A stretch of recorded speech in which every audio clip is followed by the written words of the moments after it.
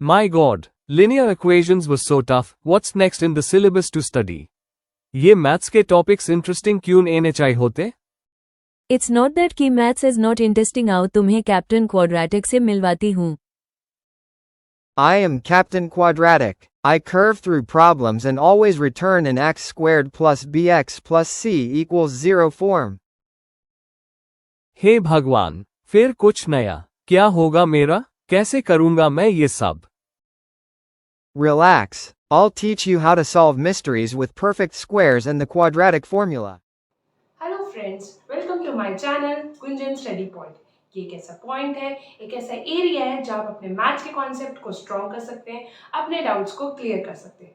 मेरी last videos को like करने के लिए, मेरे चैनल को सब्सक्राइब करने के लिए बहुत बहुत थैंक यू.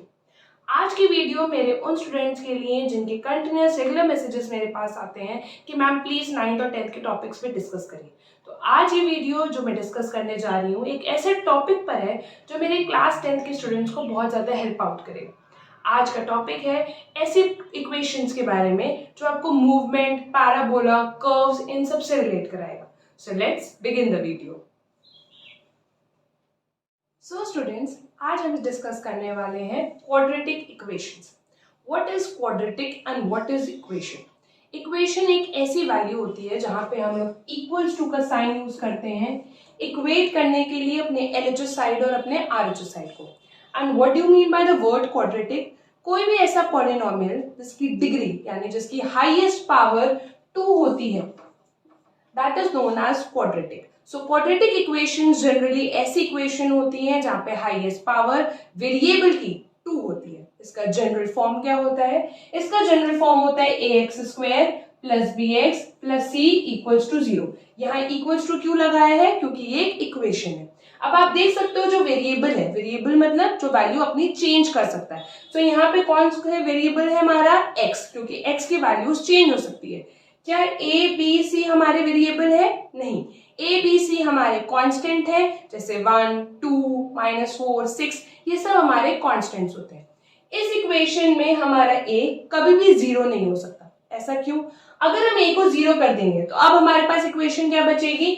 सिर्फ bx प्लस c बचेगी. और bx प्लस c की हाईएस्ट पावर यानी हाईएस्ट डिग्री कितनी हो जाएगी? 1 हो जाएगी. और 1 होने की वजह से ये क्वाड्रेटिक इक्वेशन कहलाएगी? No, it can not be called a quadratic equation. So किसी भी इक्वेशन को क्वाड्रेटिक इक्वेशन कहने की सबसे इंपॉर्टेंट रूल यही है कि आपका a कभी 0 नहीं होना चाहिए एंड हाईएस्ट डिग्री हमेशा कितनी होनी चाहिए? 2 होनी चाहिए. अब क्वाड्रेटिक इक्वेशंस को ग्राफ में कैसे रिप्रेजेंट किया जाता है? जैसे लीनियर इक्वेशन का ग्राफ हमेशा स्ट्रेट लाइन ग्राफ होता है, वैसे ही क्वाड्रेटिक इक्वेशन का ग्राफ हमेशा पैराबोला फॉर्म में लिया जाता है. ये पैराबोला फॉर्म एक्स एक्सिस पे भी बन सकता है, ये पैराबोला का ग्राफ वाई एक्सिस पे भी बन सकता है. क्वाड्रेटिक इक्वेशन का एग्जाम्पल जैसे x square plus 5x plus 6, क्या ये क्वाड्रेटिक इक्वेशन है? तो इसकी डिग्री कितनी है? 2. So yes, it is a quadratic equation जहां पर आपका a क्या है? a is 1, b क्या है? 5 एंड c क्या है? 6. तो अब आप ये तो जान गए कि इक्वेशन क्वाड्रेटिक इक्वेशन कब होती है, but how to solve a quadratic equation? So let's discuss how to solve quadratic equation.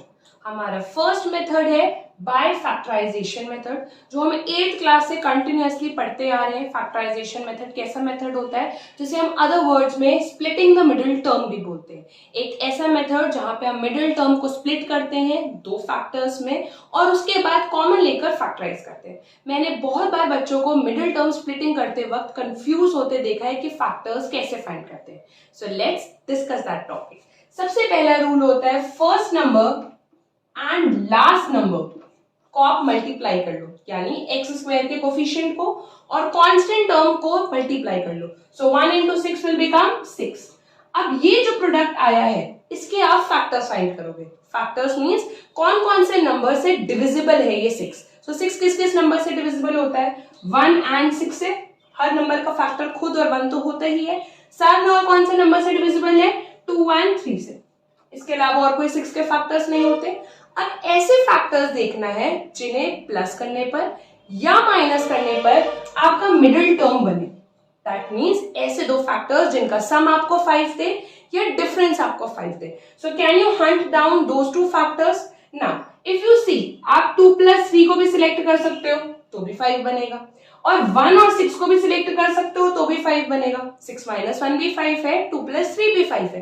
Now how to decide which factors are we going to use, हमें कैसे पता चलेगा कौन से फैक्टर यूज करने हैं।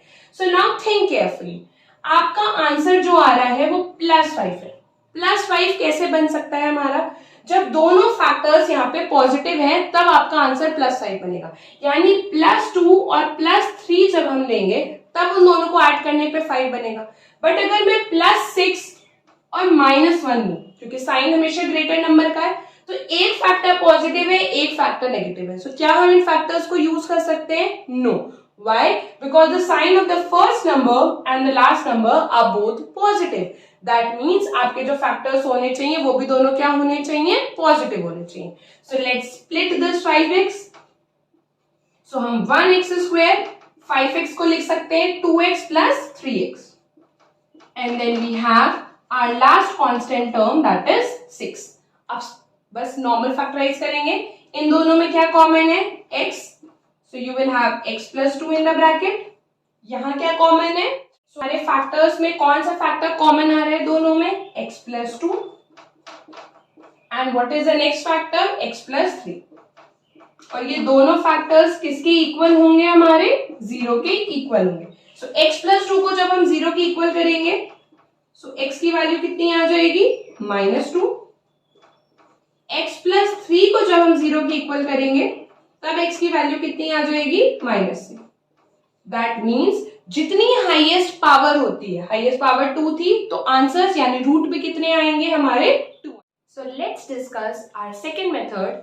ये मेथड तब एप्लीकेबल है जब आप क्वाड्रेटिक इक्वेशंस को मिडिल टर्म स्प्लिटिंग के मेथड से यूज नहीं कर सकते। ऐसे मेथड को हम सिर्फ तब यूज कर सकते हैं जब आपके फैक्टर्स निकलते हैं। बट व्हाट हैपेंस अगर आपके फैक्टर्स नहीं निकल रहे? Then what are you going to do? Then we are going to use this formula, that is the Sridharacharya formula. बहुत सारे मैथमेटिशियंस ने ये डिस्कवरीज करी है मैथ्स में। ये एक ऐसे मैथमेटिशियन रहे हैं जिन्होंने स्टूडेंट्स को हेल्प आउट करा है क्वाड्रेटिक इक्वेशन को बहुत इजीली सॉल्व करने के लिए।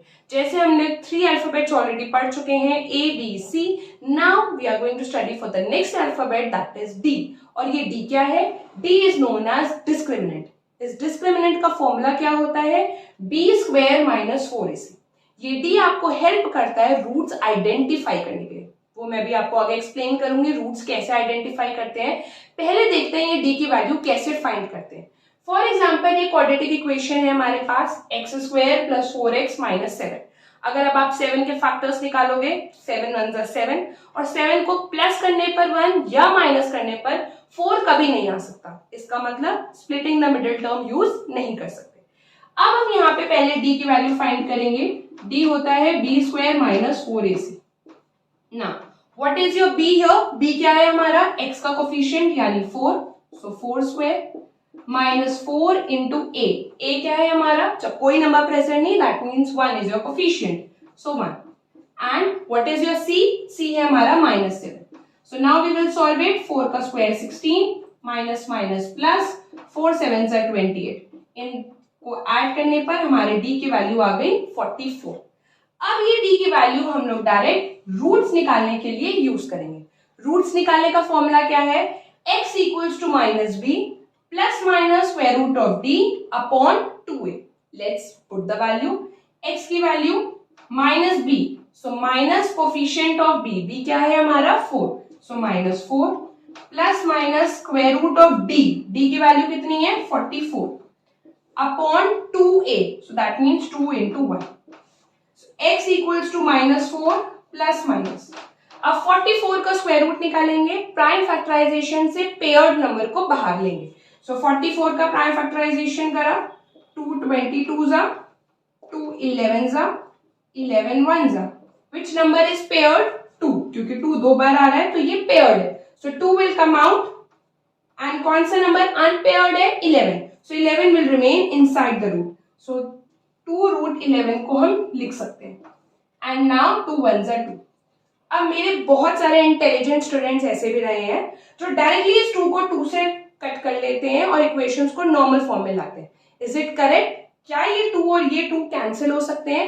योर आंसर इज नो, क्योंकि ±2 / 2 √11 is √11।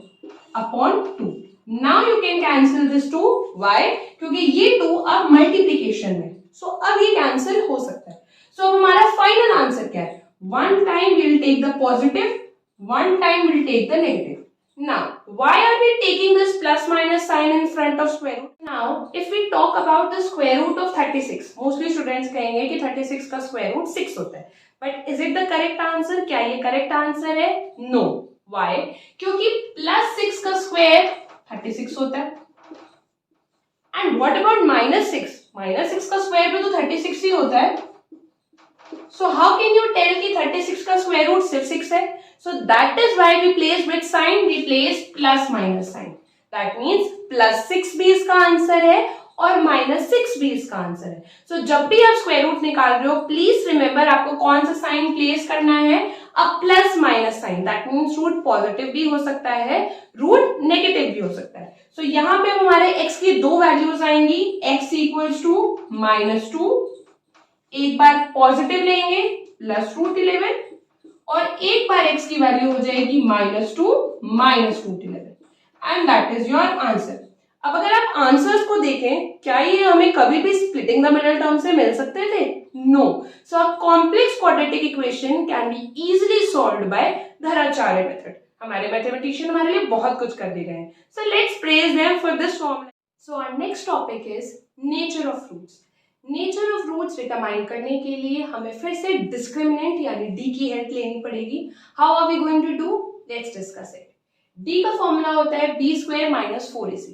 अब 3 केसेस यहां से अराइज होते हैं। अगर d 0 है, दैट मीन्स डिस्क्रिमिनेंट सॉल्व करने पे आपका आंसर 0 आ रहा है। दैट मीन्स आपके रूट्स कैसे आएंगे? रियल एंड इक्वल, मतलब दोनों रूट्स रियल नंबर होंगे, जो कि आपके फ्रैक्शन हो सकते हैं, आपका नेचुरल नंबर हो सकता है, आपका होल नंबर हो सकता है, लेकिन वो दोनों के दोनों इक्वल होंगे। दोनों +6 हो सकते हैं, दोनों -3 हो सकते हैं। सेकेंड केस, अगर डी आपका 0 से बड़ा है, दैट मीन 0 नहीं है बट 0 से बड़ा है, पॉजिटिव नंबर है, तब रूट्स रियल होंगे बट दोनों अनइक्वल होंगे।